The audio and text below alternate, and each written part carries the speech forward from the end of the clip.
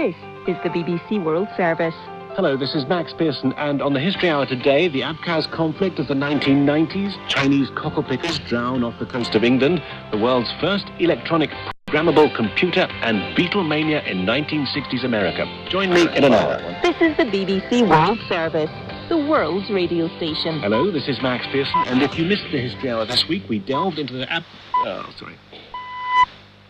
BBC World Service at 1900 GMT. This is Akwasi in London with Focus on Africa.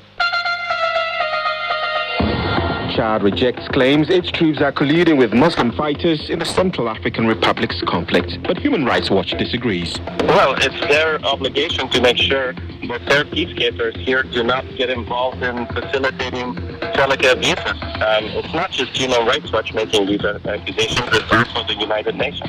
Why Libyan protesters feel let down by their National Congress. The Congress like the mafia, Al Pacino. All the Congress like the mafia. Most of the problem we're living in now, it's come from them. And the Bangladeshi farmer serving up goat's pepper soup and rice to Liberians in the city of Banga.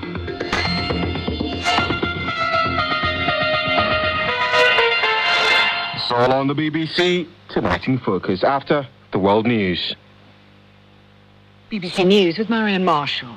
A United Nations aid convoy has come under fire as it was trying to deliver humanitarian supplies to a rebel-held district of the Syrian city of Homs. State media said 4 workers from the Syrian Red Crescent had been injured and blamed rebels for the attack. Opposition activists in Homs have accused the army of continuously shelling 2 of the besieged quarters in the city since a 3-day truce came into effect on Friday. Jim Muir reports. The entry of a relief convoy into the rebel-held Old City had already been delayed by the firing of mortars early in the day, though no casualties were reported. But late in the afternoon, the aid vehicles tried to move into the quarter and trouble broke out. The Syrian Red Crescent, which was taking part in the operation, said shots were fired at the convoy, a driver was wounded, and mortars exploded nearby. The governor of Homs, who helped negotiate the relief agreement, said 2 aid vehicles did get into the old city, but others were blocked when what he called armed terrorists, the government term for rebels, opened fire and blocked the access road. Bosnia's security minister has blamed excessive police force for outbreaks of violent unrest on Friday, in which nearly 200 people were hurt. Demonstrators in towns across the country ransacked and burned government buildings in protest at unemployment and economic hardship. Here's Guy Delaunay. Everywhere you turn in the centre of town, there are blackened government buildings scorched by the fires of the previous day. Even late in the afternoon, fire engines were still damping down Sarajevo's municipal government building. The security minister may have absolved himself of responsibility, but he and most other people here recognise that without big changes, protests are likely to return.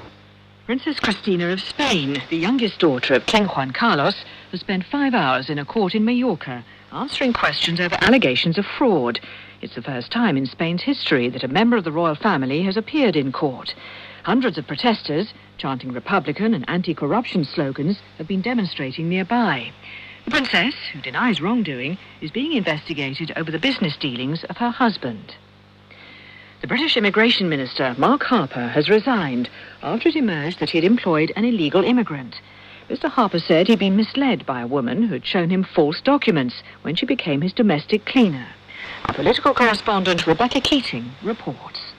Mark Harper maintains he checked his cleaner's employment status when he hired her in 2007 and on 2 subsequent occasions.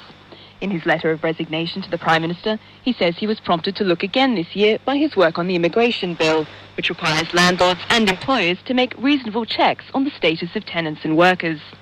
This time, Home Office officials examined the documents and concluded the cleaner was not entitled to work in the UK. Mr. Harper says he regrets the embarrassment caused. World news from the BBC. Norway's Ola Einar Bjorndalen has equalled the record for the most medals won at the Winter Olympics by winning the men's biathlon 10-kilometre sprint in Sochi. 40-year-old Bjorndalen took his tally to 12 Olympic medals. Earlier, Sven Kramer of the Netherlands retained his title in the men's 5,000 metres speed skating. the defending Olympic champion. Here he comes, Sven Kramer now, looking for the line, and he hits the line now, and the time 6:10.76, a new Olympic record. Kramer has put the marker down and put it down big time. What a skate that was. Police in Russia have detained 40 people who were protesting in support of a television station in Moscow. The demonstrators had gathered near the Kremlin to show their support for TV Rain, an independent news channel which says it's coming under pressure from the authorities. Human Rights Watch says it has evidence that Chadian troops have colluded with rebels in the Central African Republic, violating their peacekeeping role.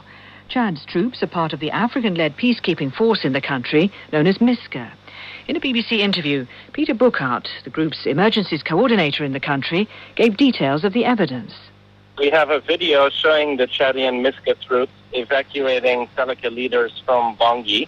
We have the assistance of the Chadian MISCA on video, and we've collected evidence of renewed Seleka atrocities being committed as a result.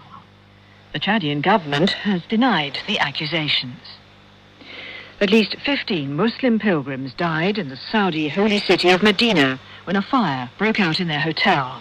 About 130 others were injured, mostly because of smoke inhalation. An investigation is underway to identify the cause of the fire, which raged for 2.5 hours. BBC World Service News. And it's 19:06 GMT. This is Akwesi Sapon with Focus on Africa from the BBC World Service. And as you heard in the news, the Chadian government has rejected claims that its troops have not been impartial in their handling of the Central African Republic conflict. It comes after Human Rights Watch claimed there had been collusion between Chadian soldiers and Muslim Seleka fighters.